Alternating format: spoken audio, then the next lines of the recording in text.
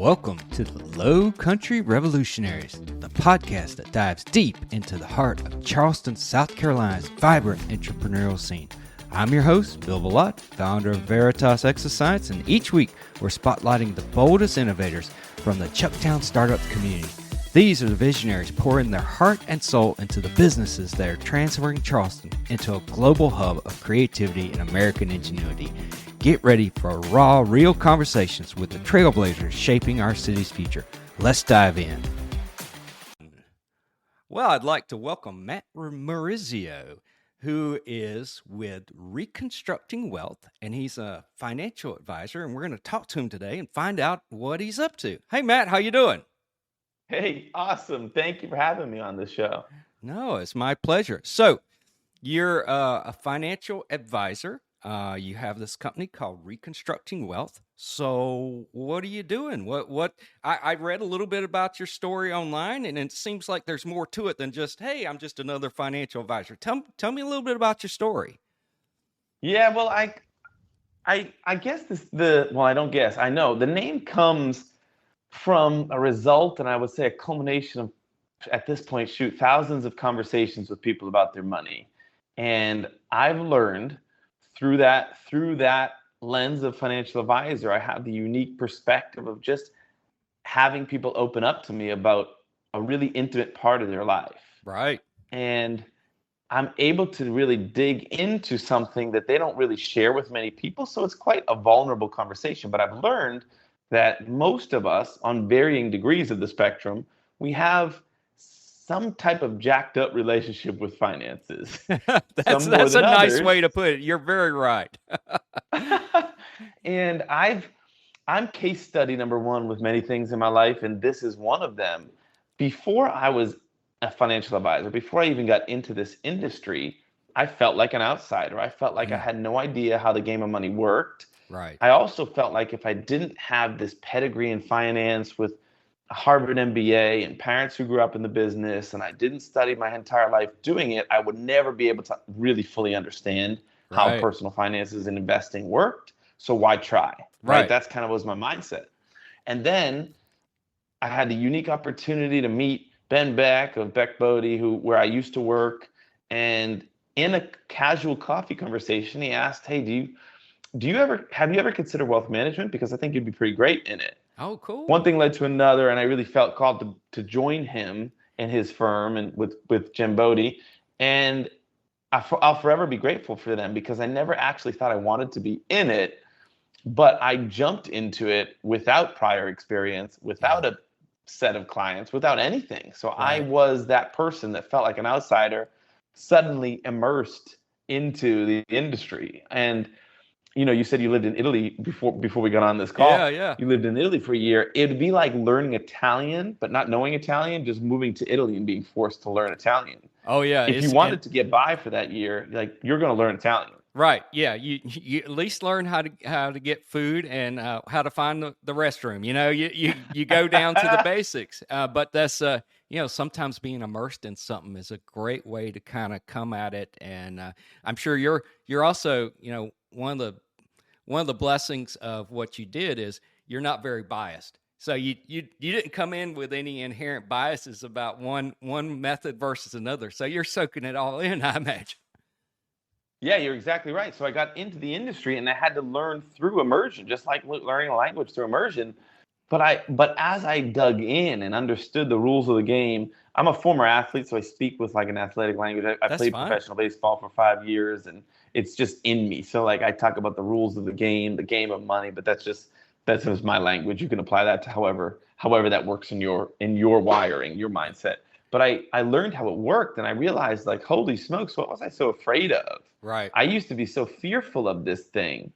And eventually, the more I learned, the more I understood how it worked. And quite honestly, the more I decided to free myself from it and give some away, I incorporated an element of generosity into my I guess you could call it a strategy, my cash flow strategy. But really, it was intentionally to stop letting this thing have a hold on me. But the more I did that, the more I learned, oh my gosh, as my relationship with my money is changing, my life is changing.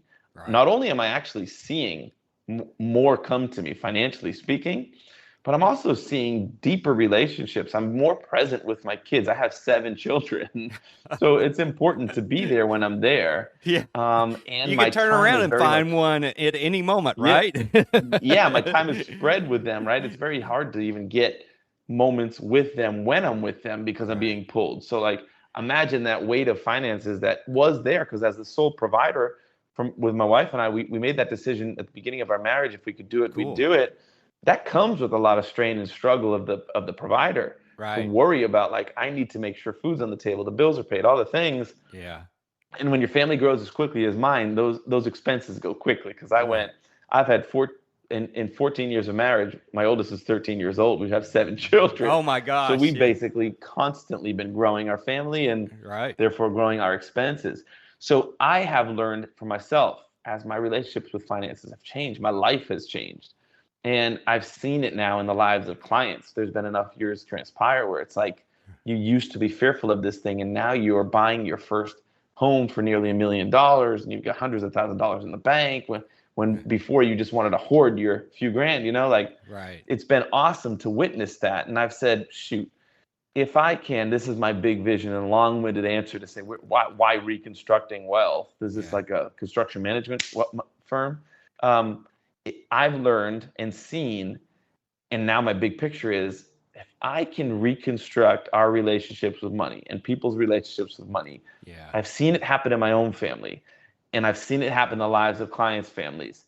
And forever, the trajectory of our family tree has changed. That's And if I cool. can change the trajectory of family trees, generation to generation, I have it right on my website that we're breaking generational chains.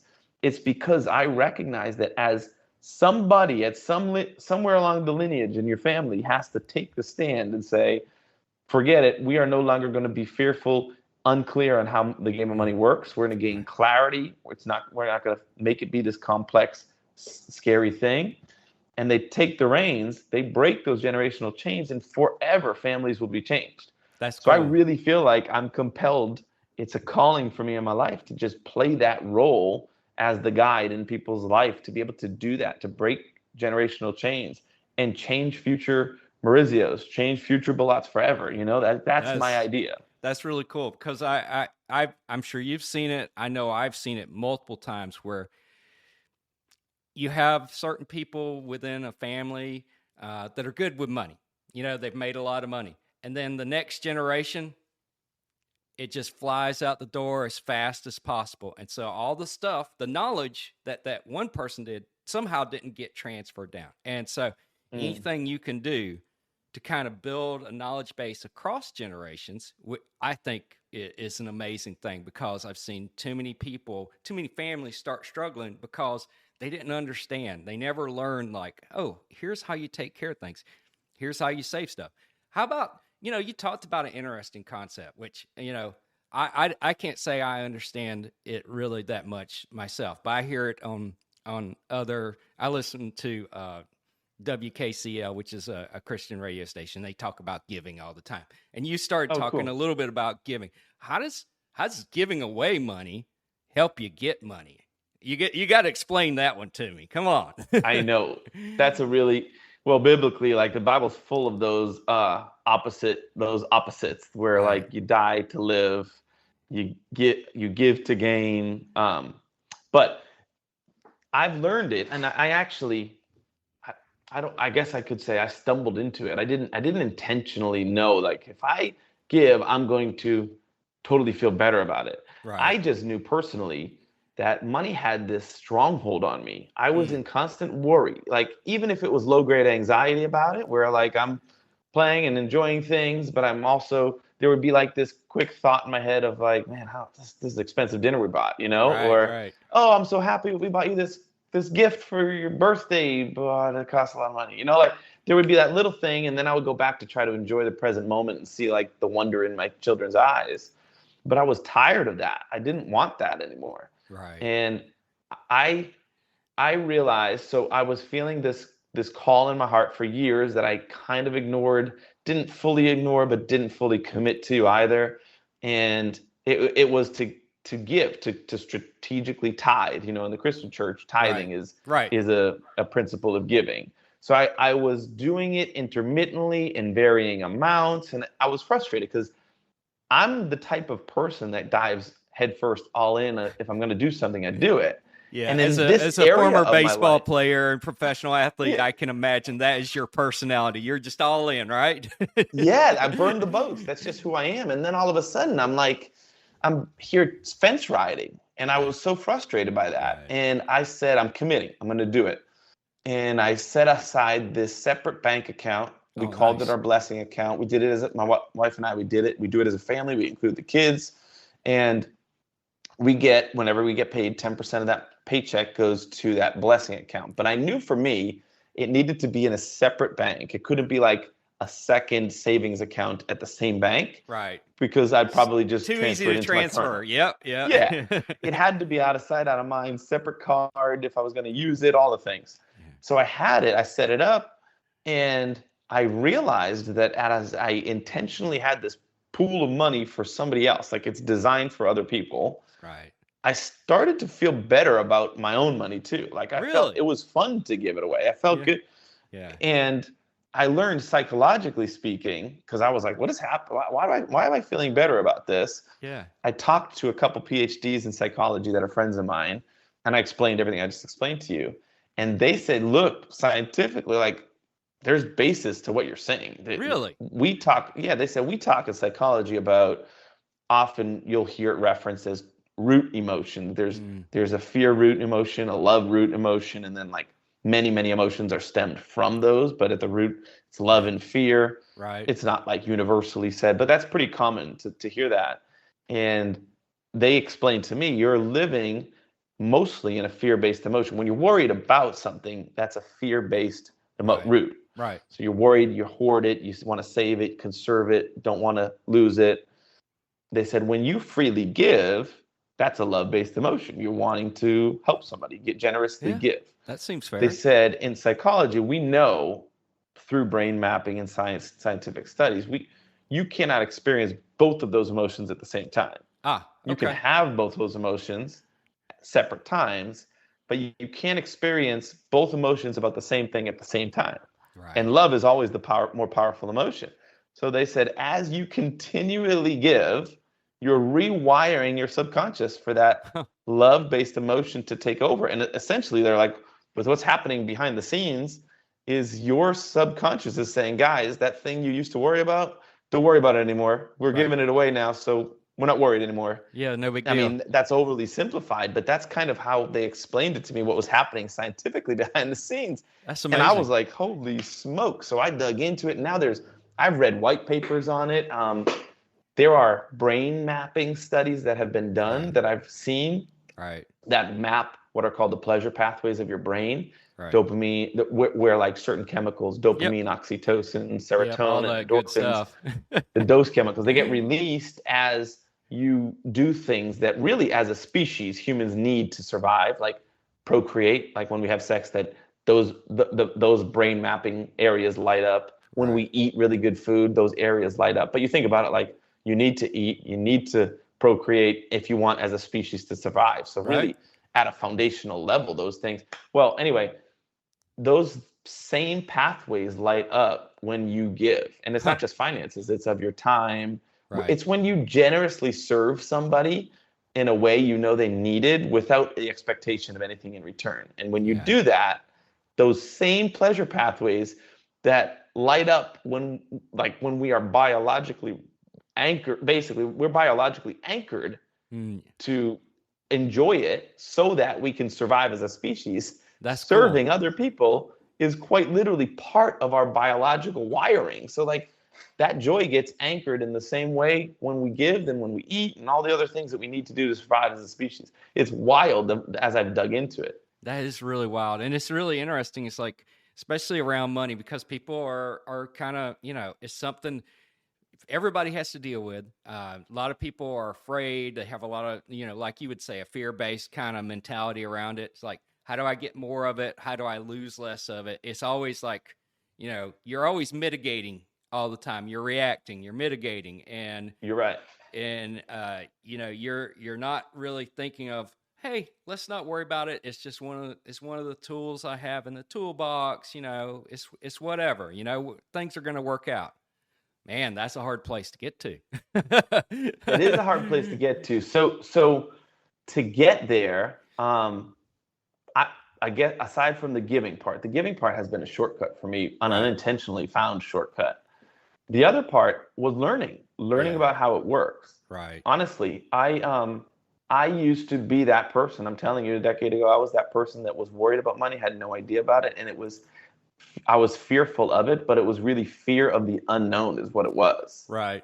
And I never took the time to learn it. I liken it to when somebody's about to enter their freshman year of high school. It's their 8th grade summer, going into their freshman year of high school. Yeah. As August rolls around, there's all the fears and worries and anxieties of the big school, the new kids in the school, the new teachers, getting lost, where's my classroom, all the stuff that you worry about going into it.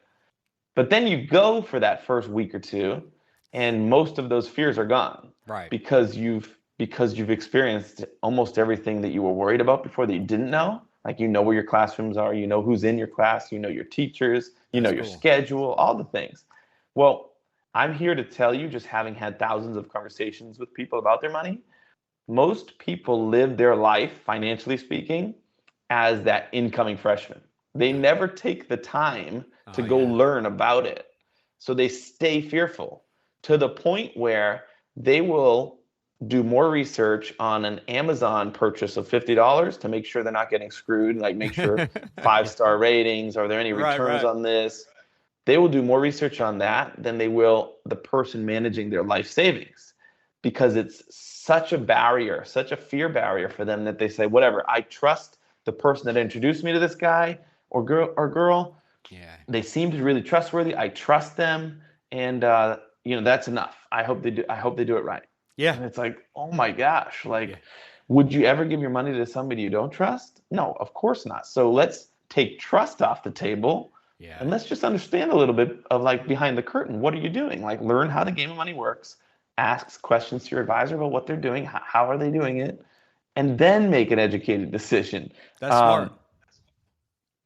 Yeah. And to people, I will say, if you're sitting listening, and you're saying, yeah, okay, great. Easy for you to say. You had to learn it because you were in the business. How do I learn about it? I don't know where to go. Well, we live in the age of information, and it's on you if you don't want to learn about something, anything. It's on me. If I have a broken toilet and I don't want to learn how to be if I want to learn how to be a plumber, I should say, I could figure out online. Sure. Watch YouTube videos. Watch YouTube videos like everybody else. Yeah. And hopefully it doesn't leak once you fix it. Right? Yeah, exactly right. Which is, I know my strengths. That's not going to be it. So I would watch it. I say, all right, I see what needs to be done. I can't do that. Right. And boom, I call a professional. Right. But the information's out there is my point. So I would say go search for it. And if you don't even know where to begin, if you're overwhelmed, because there is probably too much information on finances out there nowadays, if you're overwhelmed, I would encourage you to just go up with your friend ChatGPT or whatever AI tool you like to use and say, hey, I'm set the frame of I'm a brand new personal finance professional. I'm trying to understand everything I can about money, but I want to start at the beginning. Where do I start? Right. And let ChatGPT guide you.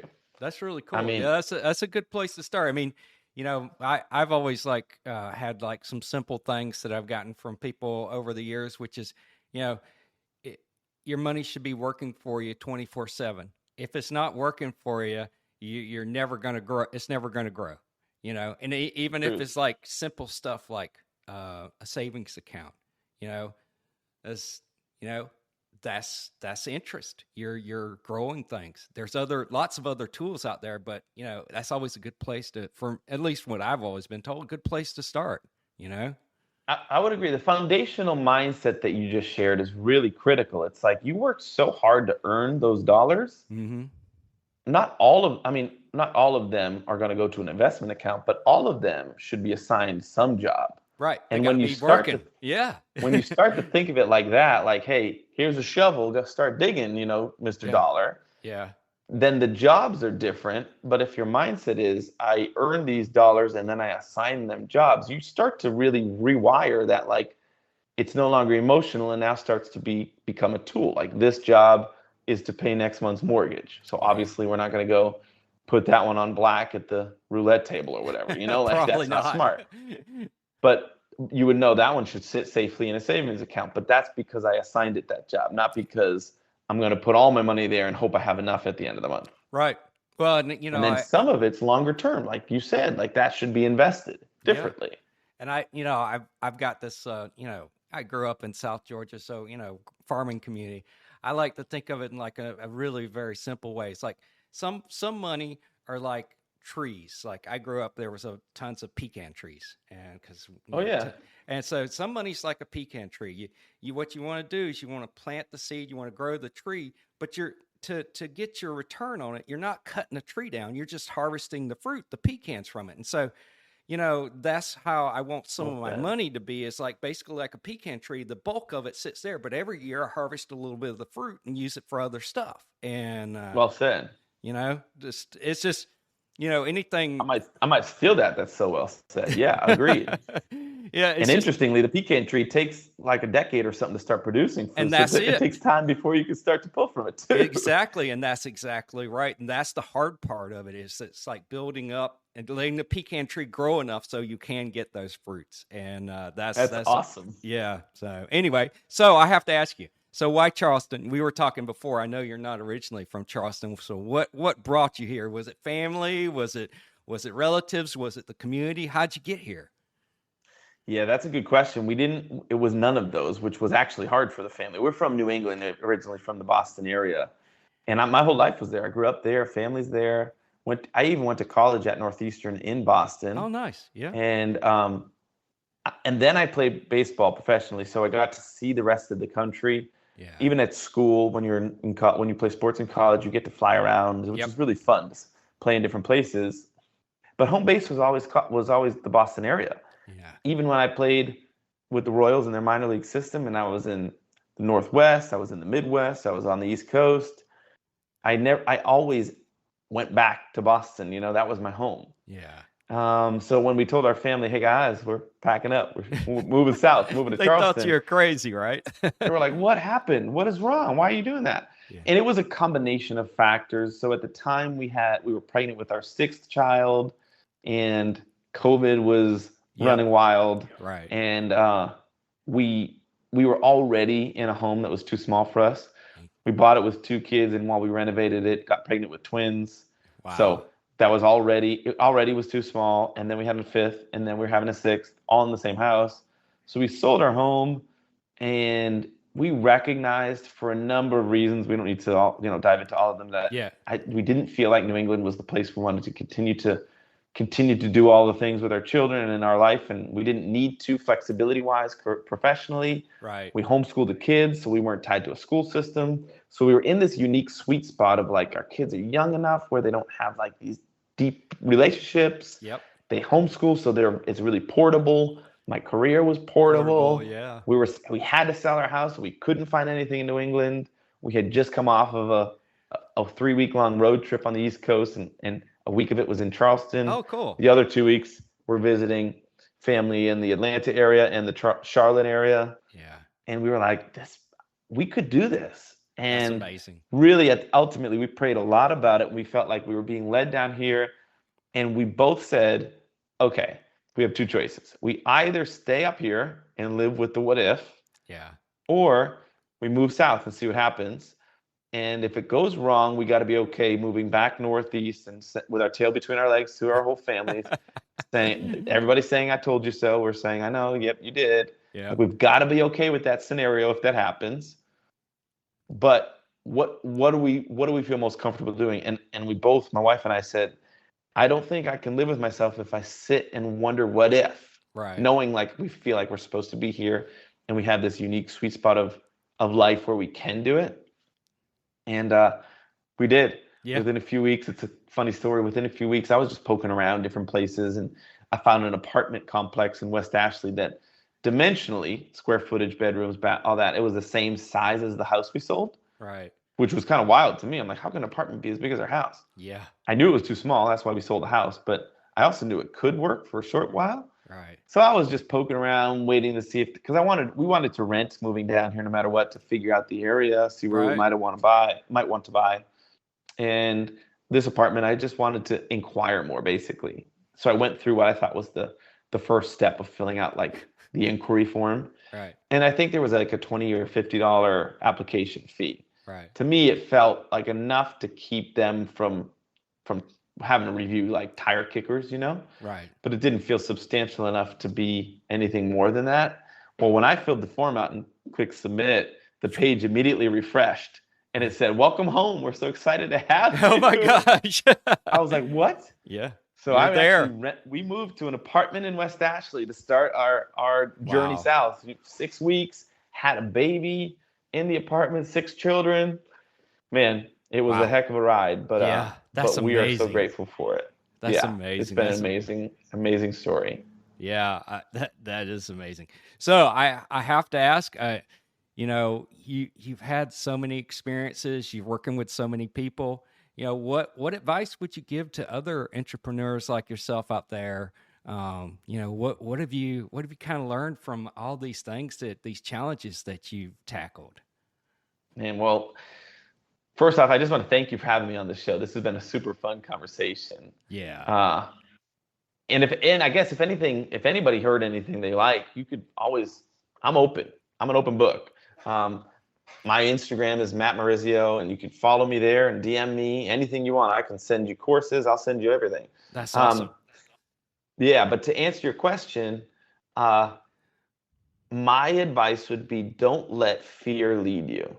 I think that would be my biggest, because it is a scary leap, but this is coming from somebody who at 40 years old with 7 children launched his own firm. Yeah. So I launched it with 7 kids, sole provider, 40, didn't know if my clients were going to join me. Now, granted, I spent the previous 8 years or so building up a practice that 8 years ago was really my starting line. But there were no guarantees that my clients were going to follow me. Right. Because actually in my industry, from a compliance standpoint, you can't communicate with your existing clients if you're going to leave. Right. So I couldn't really share with anybody that I was going to go launch my own thing. I just had to believe and have faith that, okay, if I feel like I'm being called to launch this thing, like I wasn't running from them. I loved the people I worked with. Right. I felt like I was being pulled to something, like called, and I had to believe that how I was being called to something, then there was hopefully going to be some people that would follow. Right, exactly. But it was a very real possibility that I started something at 40 with 7 kids as a sole provider, and very few clients joined. Yeah. It was unrealistic to say nobody was going to come, I think, but it was a very real possibility that not enough to provide followed me. Yeah. And I had to just believe, I'm being called somewhere. Like, that's where I would encourage people to lean on faith, not fear, because there's got to be a higher purpose, a bigger reason you're doing something. Right. And if you can lean into that and not the worry of the how-tos and all the things, you're probably going to make a decision that will set you up better for your future than if you let fear lead the way. Fear is a motivator. It's just a cheap one, and it's not a very sustainable one. Yeah. So let the fear be let the fear motivation be like the salt in your dish, Right. A little adds little's a nice, okay, a nice flavor. not the whole thing, right? Too much ruins the dish. Yeah, you're right. And I totally feel what you're saying. I just started my consulting firm, a few months ago. Left a very well-paying job doing stuff that was very challenging, but just felt really called to do this is a good way to put it. And awesome. Yeah, it is scary too, though, and I'm sure lots of other entrepreneurs, they're just starting out in the Charleston area, are going through these same emotions and feelings and trying to figure out, how do I make this work? And so I really appreciate your advice on this. That was amazing. Thanks. This has been such a fun conversation. Yeah, we'll have to do it again. And thank you so much for your time. And Matt is with Reconstructing Wealth. It sounds like he is a wealth of information also. So I would encourage people to go and contact Matt and find out some more how to make their finances grow. So thank you so much, Matt. Thank you. I appreciate this. That's a wrap for this episode of the Lowcountry Revolutionaries. Thanks for joining us as we celebrate the fearless entrepreneurs making wave in Charleston's Chucktown Startups community. I'm Bill Ballott, and it's been an honor to share these inspiring stories with you. If you enjoyed this episode, subscribe, leave a review, and share it with someone who needs a spark of Lowcountry innovation. Until next time, keep pushing the boundaries of what's possible.